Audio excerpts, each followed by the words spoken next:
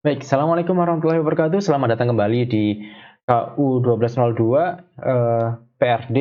Dan kali ini kita akan membahas tentang satu buah step paling awal di dalam engineering design. Langkah tersebut adalah defining problem.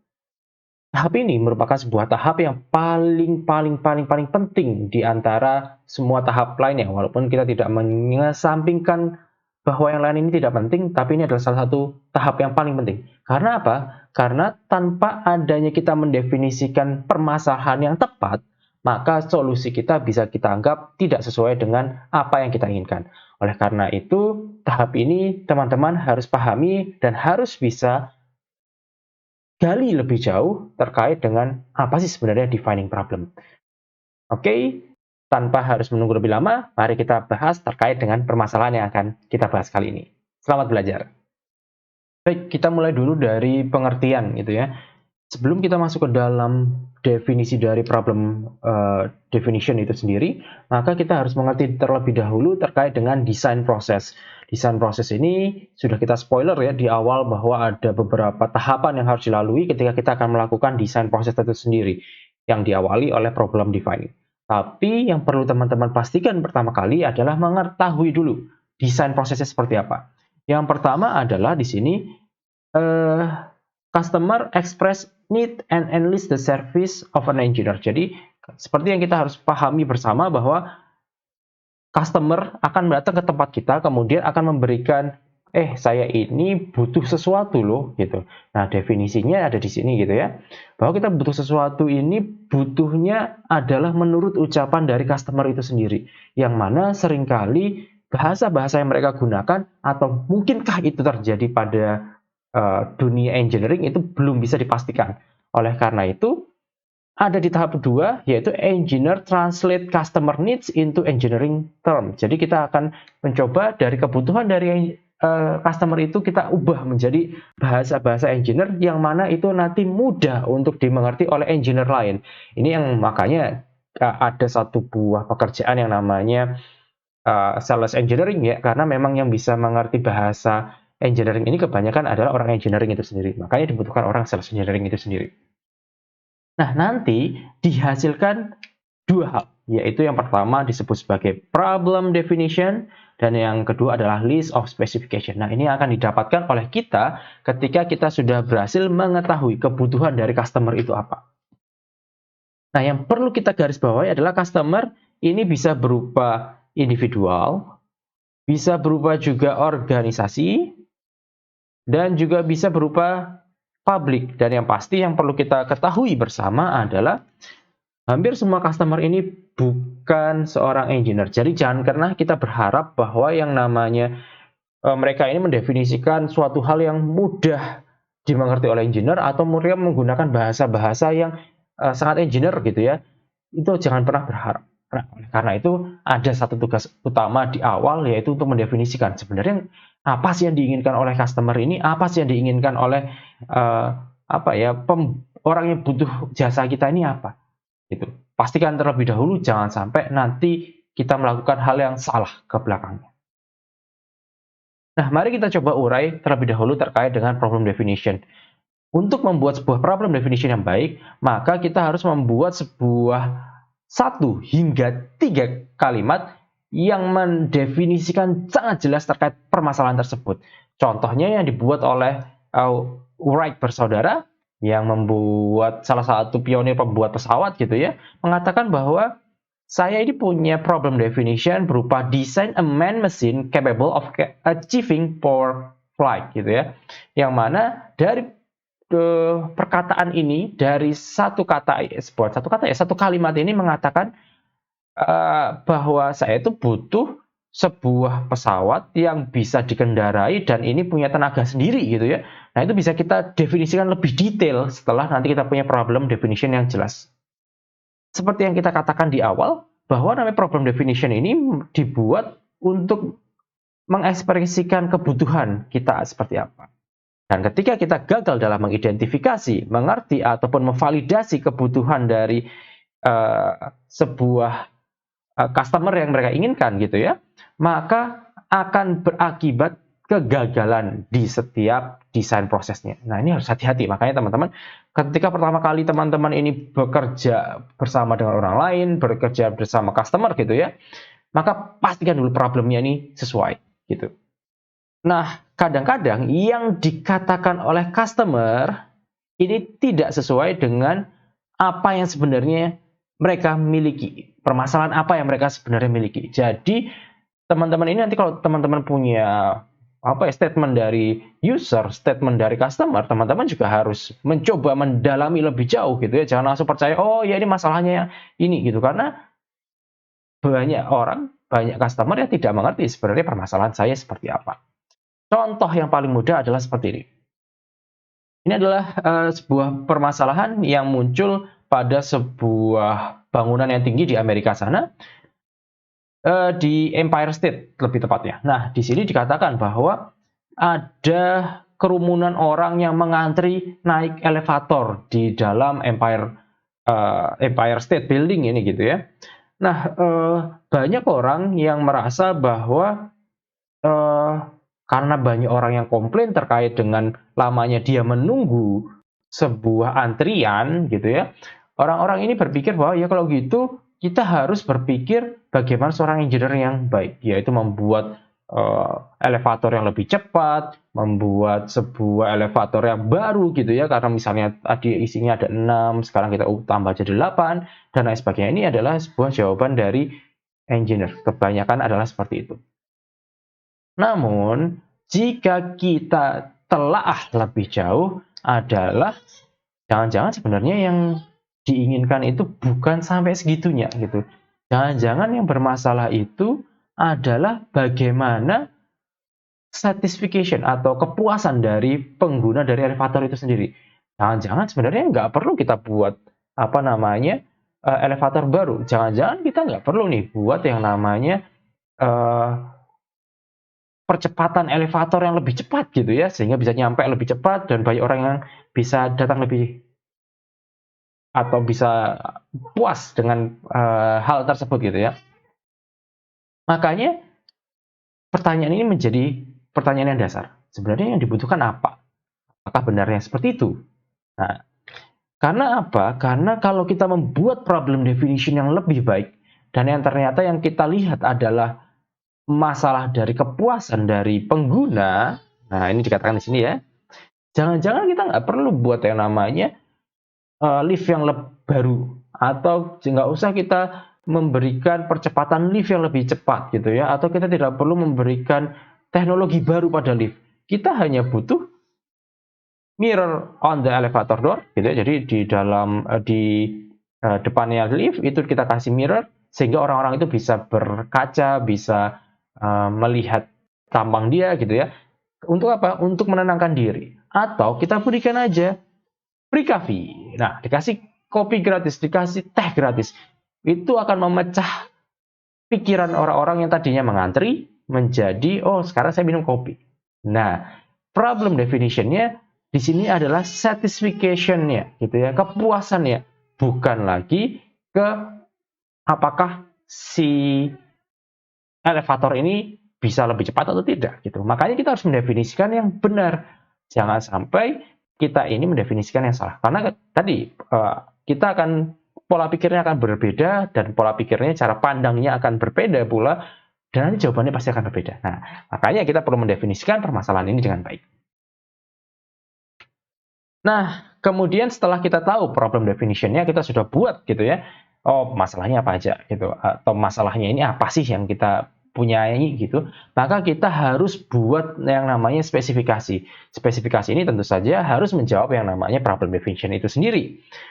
Nah, yang perlu kita pastikan adalah di sini ada dua jenis spesifikasi, yaitu yang satu disebut sebagai demand atau yang dibutuhkan, dan yang kedua adalah wish for atau yang diinginkan. Jadi ini harus dibedakan. Jangan sampai teman-teman ini merasa bahwa ya semuanya adalah kebutuhan. Nah, kalau memang semuanya kebutuhan nanti bisa bahaya nih. Kita harus membaginya seperti apa. Mana yang harus kita kejar, mana yang sebenarnya ya bisa dikatakan ya sunnah aja gitu ya.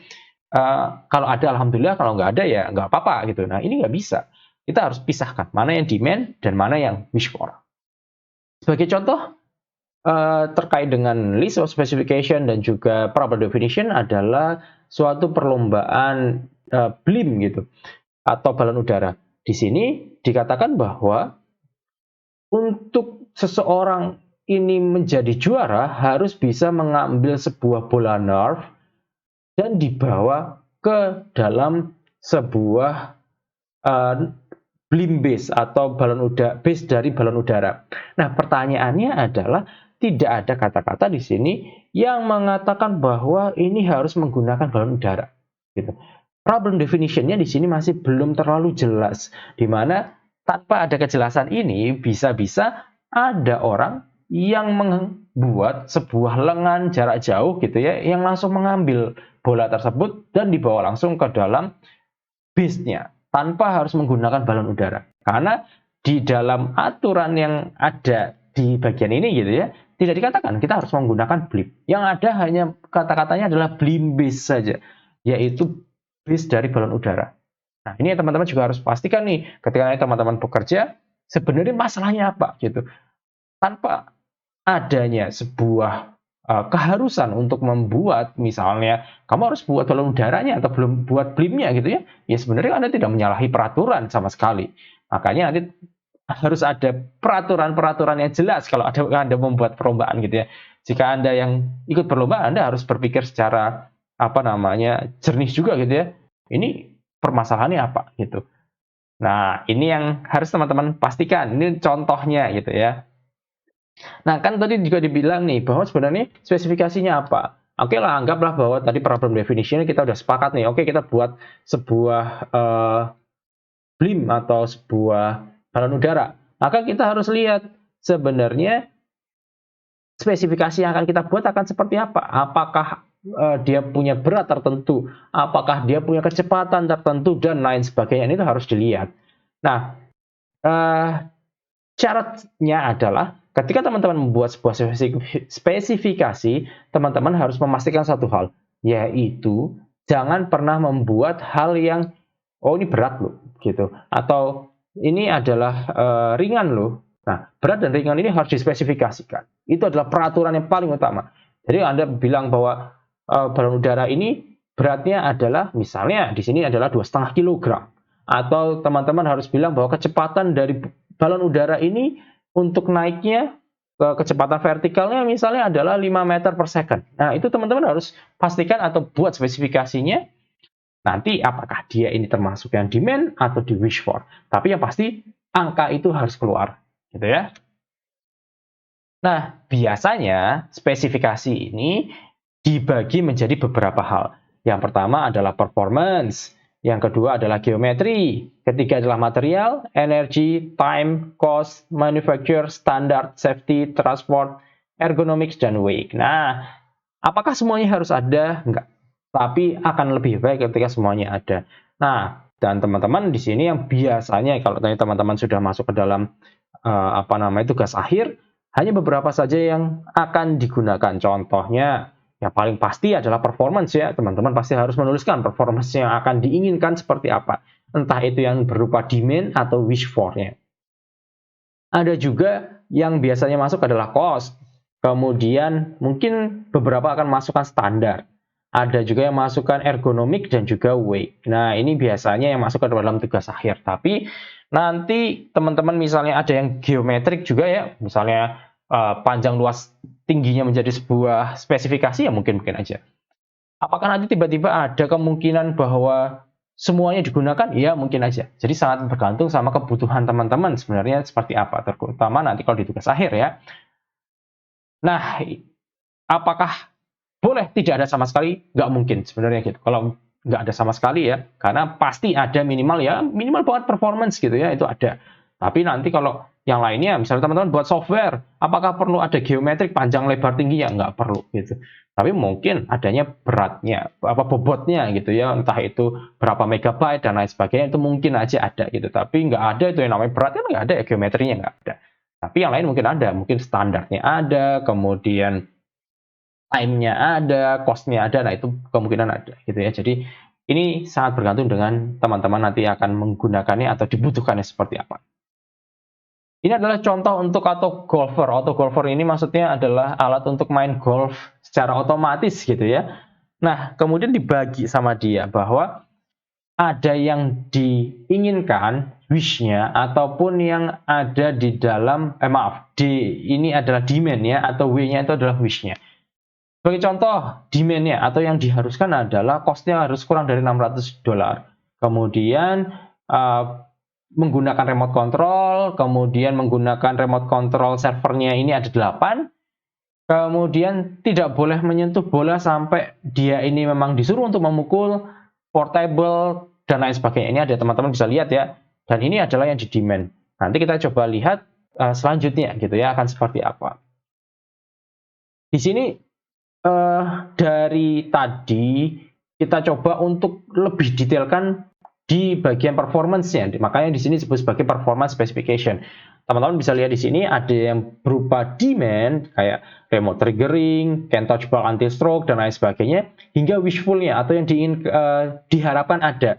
Misalnya dapat memukul plus minusnya itu hanya 5 yard gitu ya. Jaraknya dari titik yang diinginkan itu hanya 5 yard. Nah, itu mungkin aja gitu. Yang mana kita bahas adalah mana yang demand, mana yang wish. Berarti kalau misalnya wishful ini nggak bisa kita buat kali ini ya nggak masalah. Yang penting yang demand-nya ini sudah kita pastikan yang kita inginkan gitu ya. Kemudian ini dicontohkan lagi, didetailkan dari geometriknya, kemudian materialnya, kemudian time-nya, cost-nya, manufakturnya, standarnya, safety-nya, transportnya. Yang mana teman-teman bisa lihat di sini ada bedanya antara D dan W. Dan ini semuanya teman-teman bisa lihat setidaknya punya satu-satu gitu ya. Tapi sekali lagi tergantung sama teman-teman nanti kebutuhannya seperti apa. Nggak harus semuanya itu ada. Nah, gitu ya. Nah, setelah kita mencoba untuk membuat atau mendefinisikan sebuah problem, maka kita harus mencoba untuk mengklarifikasi permasalahan tersebut itu. Biasanya dimulai dari apa yang kita tahu. Jadi kita harus pastikan dulu sebenarnya, informasi yang kita dapatkan itu seperti ini. Dan yang kita tahu itu seperti ini gitu. Entah itu dari common sense, entah itu dari ilmu yang teman-teman sudah dapatkan sebelumnya, dan lain sebagainya. Nah, itu sudah harus ada gitu ya. Kemudian pastikan jika ada informasi yang hilang. Karena tadi dikatakan bahwa tidak semua yang statement dari customer itu merupakan problem definisi gitu ya. Jadi kita harus memastikan nih, jangan-jangan ada informasi yang hilang sehingga si customer ini bisa mengatakan seperti itu. Sehingga kesimpulan dari customer itu seperti itu. Makanya kita harus mencari informasi lebih banyak.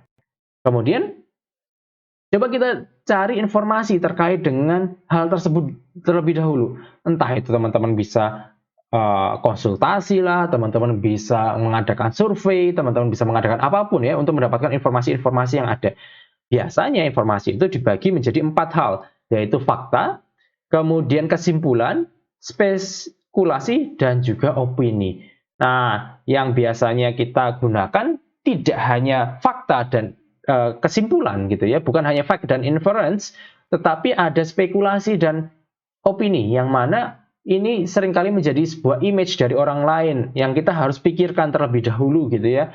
Karena ya kita menyelesaikan sebuah masalah itu bukan yang penting ada solusinya, tapi apakah solusi itu akan dipakai sama orang lain, itu menjadi sebuah tantangan sendiri bagi engineer. Nah, ini makanya kita butuhkan juga spekulasi dan juga opini.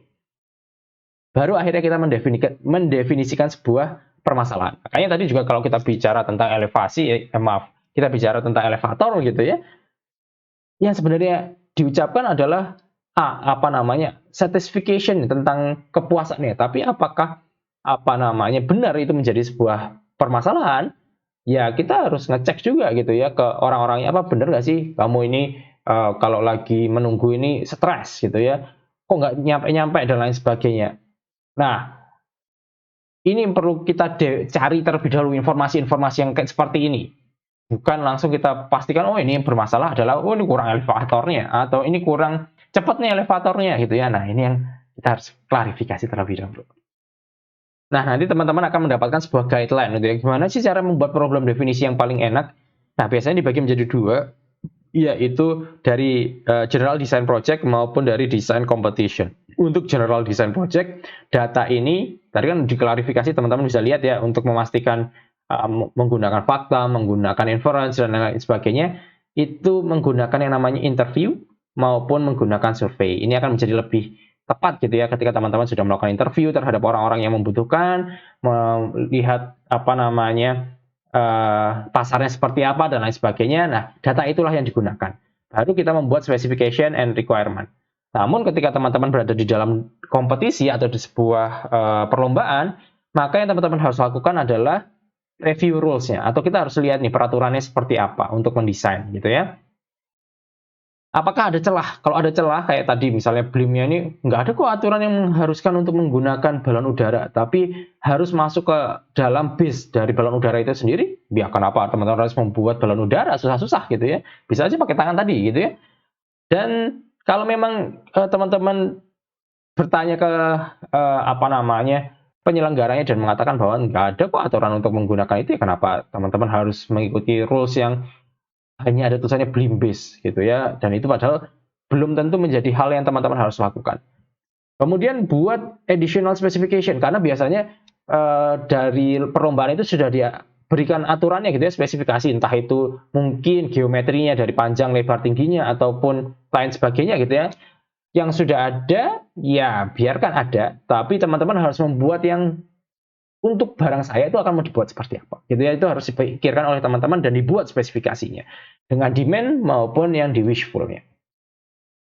Yang terakhir aturannya adalah avoid bias requirement, karena kalau teman-teman ini seringkali ya udah terpikir bahwa oh, ini kayaknya bisa nih dilakukan dengan cara seperti ini, maka teman-teman ini akan pikirannya terkontaminasi bahwa jawabannya hanya itu. Padahal tahap pertama teman-teman ini hanya untuk problem definisi saja, bukan untuk memilih sebuah jawaban. Dan oleh karena itu, teman-teman di sini haram hukumnya teman-teman di awalnya sudah memilih jawaban tertentu. Karena kalau teman-teman sudah seperti itu, tidak lagi proses desainnya ini berjalan, tetapi teman-teman hanya menjalankan apa yang teman-teman inginkan. Nah, dan itu bisa mengakibatkan nanti ya, entah itu kalau problem definisinya udah apa tidak tepat, nanti ke belakang yang salah, atau misalnya oke problem definisinya udah tepat nih, ke belakangnya teman-teman tidak akan mendapatkan sebuah objektivitas dari jawaban yang teman-teman inginkan, tapi teman-teman subjektif banget gitu ya. Dan jangan-jangan malah kadang-kadang teman-teman melewatkan beberapa clue yang sebenarnya bisa membuat nilai teman-teman akan menjadi lebih baik gitu. Makanya avoid bias requirement. Nah, tugas teman-teman kali ini adalah silakan teman-teman buka kembali tugas pertama, yaitu membuat sebuah permasalahan yang ada di sekitar teman-teman gitu ya. Silakan diklarify menggunakan metode yang tadi, kemudian silakan buat spesifikasinya. Nah, ini adalah tugas pertama teman-teman. Nah, tadi teman-teman sudah melihat gitu ya bagaimana sebuah problem definition ini sangat diperlukan dan sangat penting gitu ya, karena tanpa adanya problem definition yang benar, maka teman-teman bisa saja memberikan sebuah jawaban yang salah. Nah, semoga teman-teman di sini sudah mendapatkan gambaran bahwa problem definition ini adalah suatu hal yang penting, dan nanti teman-teman ketika mengerjakan entah itu sebuah tugas, entah itu nanti sebuah tugas besar, entah itu sebagai tugas akhir dan lain sebagainya, teman-teman harus bisa mendefinisikan permasalahan itu dengan benar juga gitu. Jadi bisa dibawa ke dalam kehidupan keseharian teman-teman. Jangan sampai nanti teman-teman mendefinisikan permasalahan yang diberikan oleh dosen teman-teman atau diberikan oleh customer teman-teman, diberikan oleh user teman-teman itu salah. Begitu salah, saya yakin jawaban teman-teman pasti akan melenceng jauh dari yang diharapkan oleh dosen teman-teman, user teman-teman, dan customer teman-teman. Nah, sekian dulu dari saya. Nanti kita akan masuk ke tahap selanjutnya. Tunggu pada video selanjutnya. Assalamualaikum warahmatullahi wabarakatuh.